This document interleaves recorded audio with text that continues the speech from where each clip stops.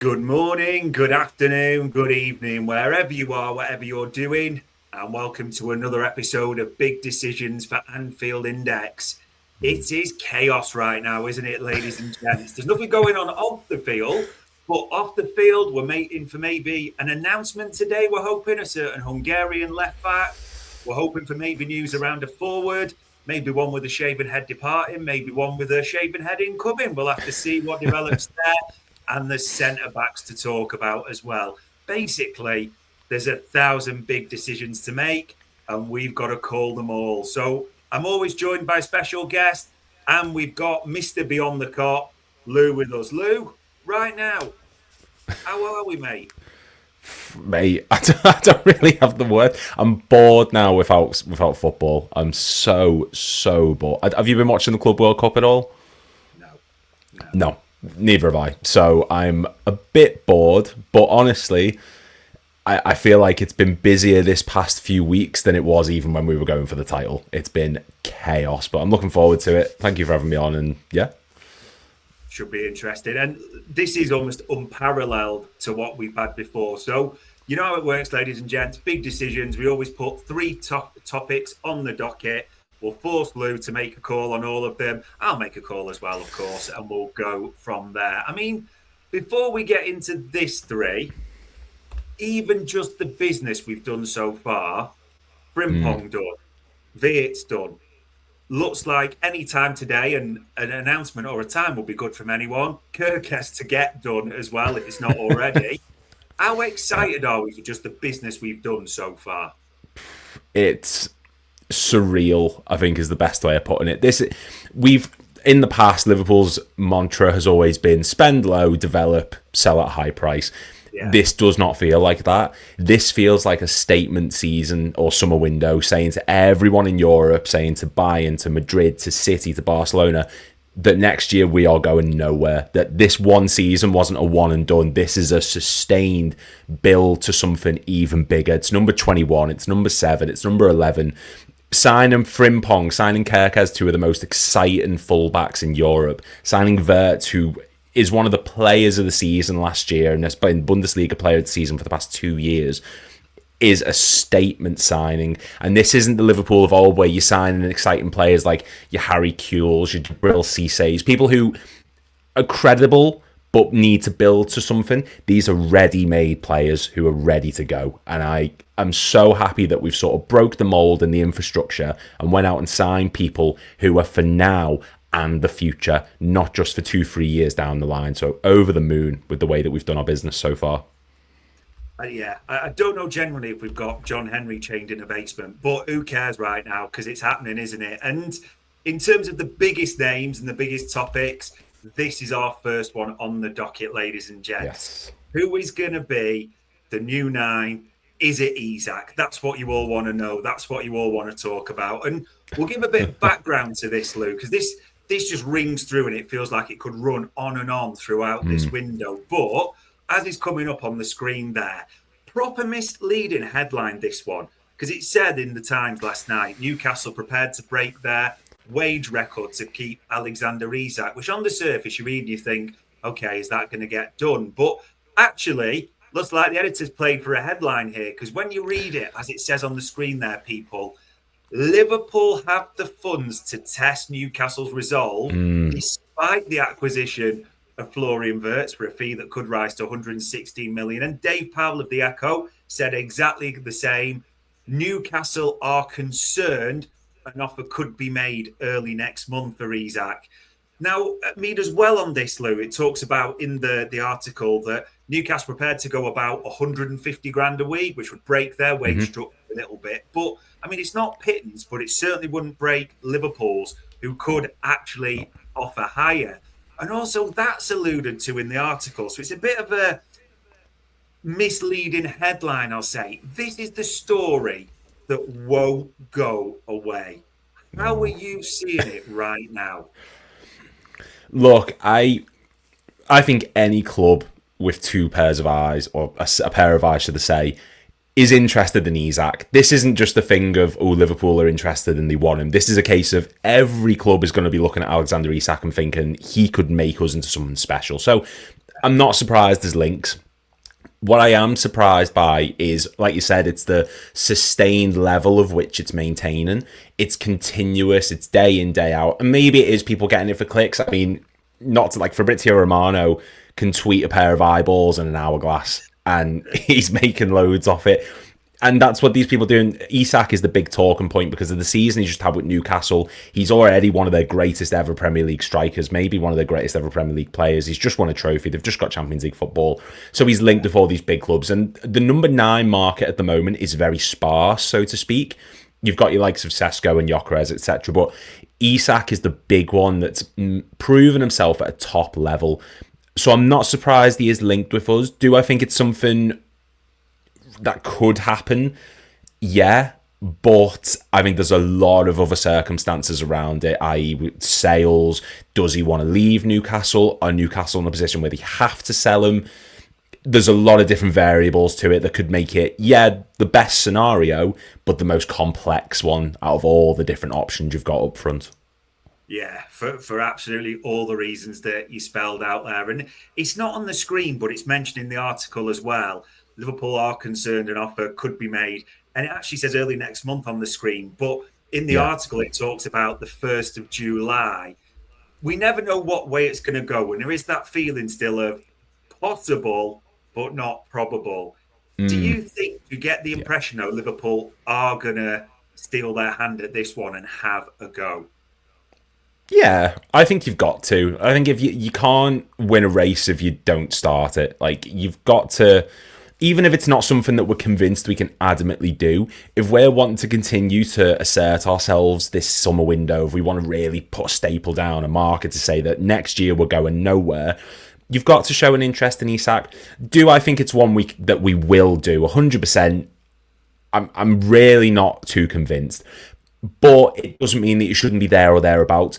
If you sort of cut yourself out from it at the beginning and say, no, we're not interested, what if a week or two down the road he does hand in a transfer request? Or if Newcastle find themselves in a position where they have to sell? You've got to be there to pounce on these opportunities. And like I said before, there's other clubs that are going to be interested in him. I wouldn't be surprised if Arsenal were there. I wouldn't be surprised if Chelsea at some point were able to put a move in, maybe City in the future. But you've got to be involved to be in with a chance. And while I don't really see it happening personally, I can see us going for someone else.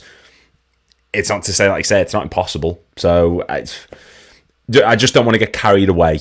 We've been hurt too much in the past. I'm just going to let this one sort of sit for a bit and see what happens, kind of thing.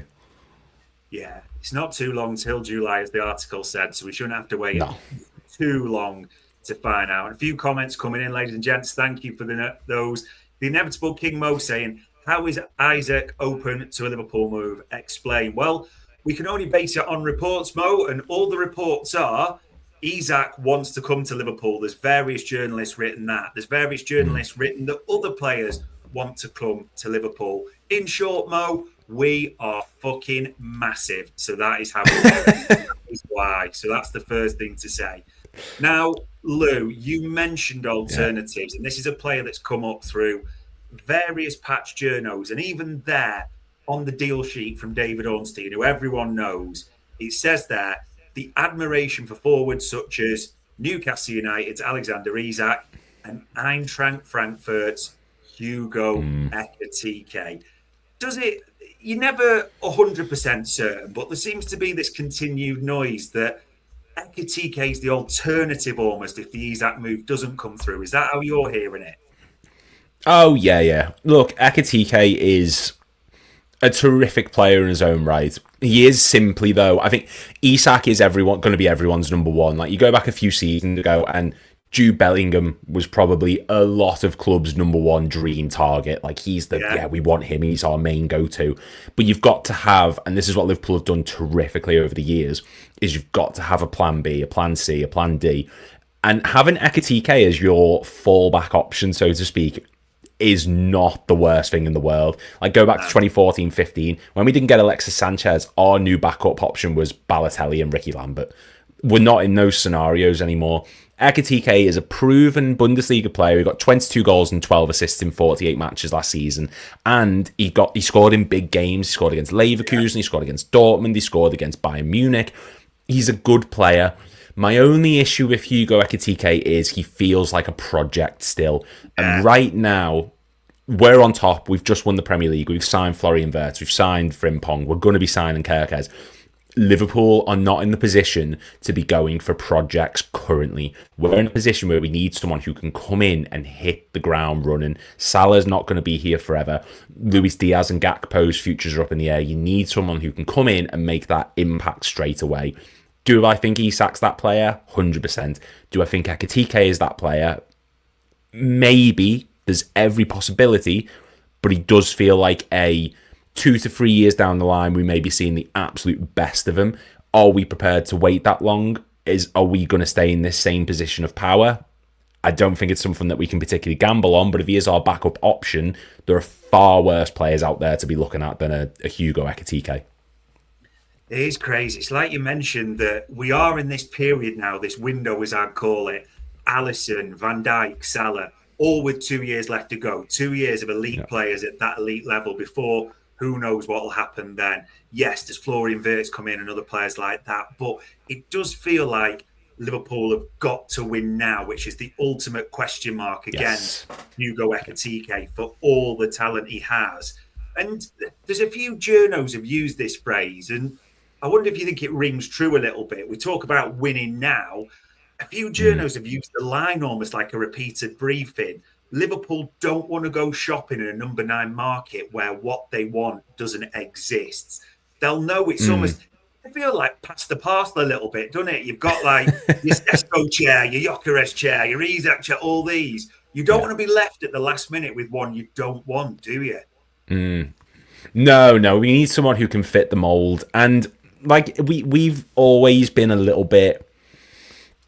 There's been windows where we've been very proactive and we've been very front throttle, but there is certain transfer windows where we have left things till the end or last minute and we've not been able to get the players we wanted. Moises Caicedo, I think, is a good example. Obviously, that worked out in the long run, but no, we can't be in a situation where we do end up stuck with someone. And in all honesty, I think the way that we operate, the ownership now would rather us sign no one than sign someone who's not the right fit for the club. They're not going to waste the money on someone they know isn't going to work. And that's like what we've seen with Nunez to a degree. We've signed someone who just didn't fit the mold, someone who was very, very different to what we had in the front line next to him.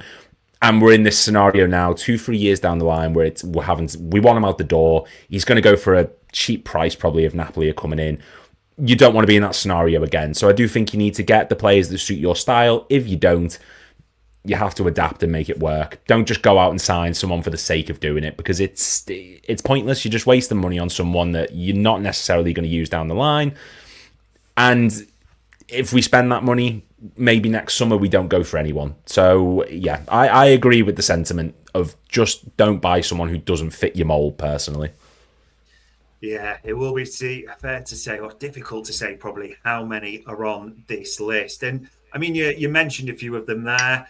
All the links are Napoli, that Darwin Nunez wants to go there. It's just negotiating a deal. And I mean, there's all sorts of things going on in there. First of all, we'll get into the first bit. It's Napoli. There's been talk about this. Yeah. Are you feeling a low ball offer coming in? I mean, probably. Look, I think this is why I was disappointed he didn't go to Saudi, and I understand why he didn't. But with them coming in, you can rack up your price as high as you want. Napoli aren't foolish. Napoli aren't going to break the bank. They know that Nunez does have his faults. They know that he's someone who you can get moments of absolute brilliance, like Brentford and Newcastle and Forest and Bournemouth and City in the Community Shield. You get those moments. But as a complete player, he is someone who misses the easy opportunities at points. He is someone who is very hot-headed and temperamental.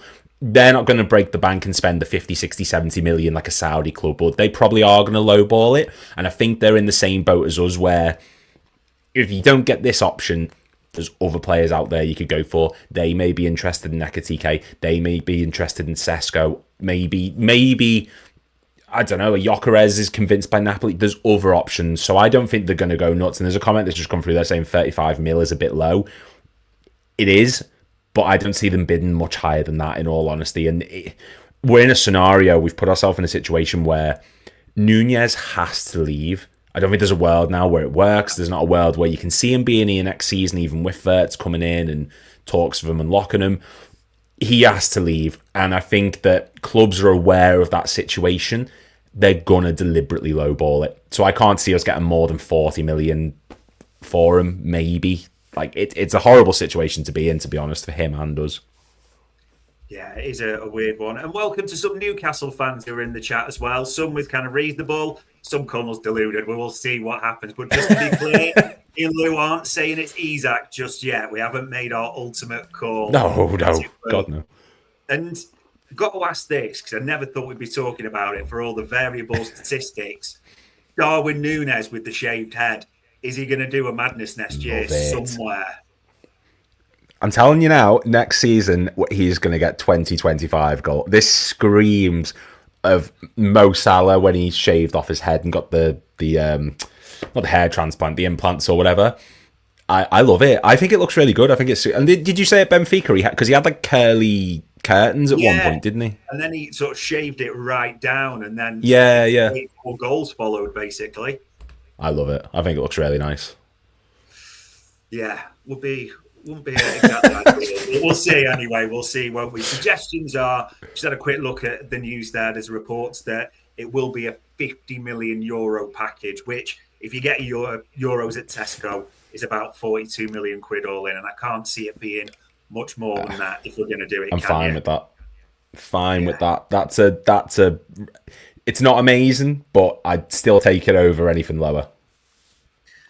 Yeah, it does have a feeling there's an inevitable conclusion here. And these ones, I wouldn't say had legs, Lou, because that's too strong. But because we've got him on the screen, because he seemed to have a Napoli-themed balloon birthday there, Darwin Nunez as well, there has been reports around Victor Osimhen. Possible exchange, Chiesa mentioned. Put any stake in that at all? I know there's people who hold Victor Osimhen in a very high regard, and I get it. He is a talented player. Like you watch his highlights at Galatasaray and Napoli, and you can see what he's capable of. I just don't want him personally. I think the incident that he had with the national team, where he was doing like a live Instagram talking about how he'd lost respect for his coach at the time. He was being called into question by former legends about it. His wages, he's on like £256,000 a week at the moment. He's probably going to want more. And Florian Wirtz is on like what, 200k at the moment. It's not for me. And we, like you said before, we can't be signing people who don't fit. Talent-wise, Osimhen is up there. We know he is. But the perceived attitude problems, the wages, his link-up play, while it's okay, he actually ranks very low in passing metrics. It's not his style. He likes to run in behind. He likes to run in the lines. He doesn't strike me as someone who would fit our system. Whereas an Alexander Isak is very much he's a goal scorer. He can get him behind. He's great in the air. But he ranks in like the top 10% for progressive passes of strikers. His link-up play is great. And, you know, I just think Osimhen has more baggage than an Alexander Isak, and he's just not as good, personally. I might be wrong about the wages. I don't know. That's just what I did, like a quick look before. Yeah. But even if he's like someone said 197k, it's K-Mac actually, 197k a week, that's 3k less than Wirtz. He's going to want more than that. It's not for me personally, but I understand why people view him so highly. See, it's intriguing for me, and I get it all, and I get people are going to throw other things into the mix, like we mentioned with Osimhen, the injury situation, which isn't great on the surface. When you look at it, it's not too bad. I mean, part of that is things like a fractured cheekbone, but I understand that. AFCON, you can't ignore as well, because you've been losing Osimhen and Salah. I get that. But the one thing that doesn't distract for me, and I can't go sort of away from this as well, and I know everyone's throwing out different wages in the chat panel, is...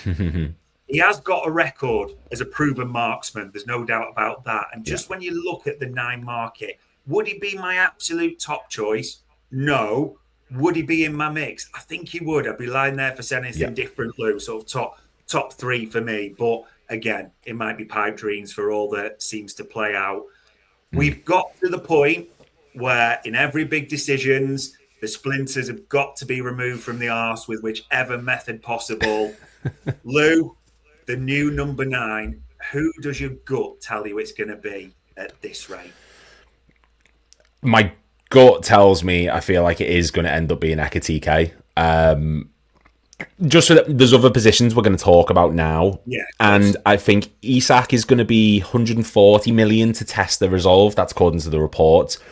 Are we going to go out and spend 140 million when now we need another centre back? We may need another number 6 soon. We just don't know.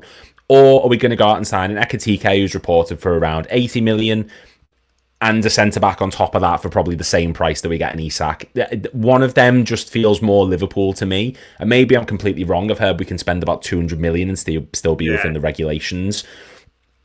But I just think Liverpool are still going to be, they're not going to spend it all, 3/4 of it on an Isak, when they could spend 3/4 of it on an Ekiteke and maybe a Mark Gahey or something like that.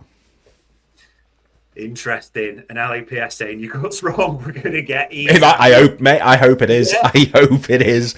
Well, I'll double down on that LAPS because my gut tells me a similar thing. I genuinely believe there's too much smoke that we are going to make a move for Isak. Something's going to unfold.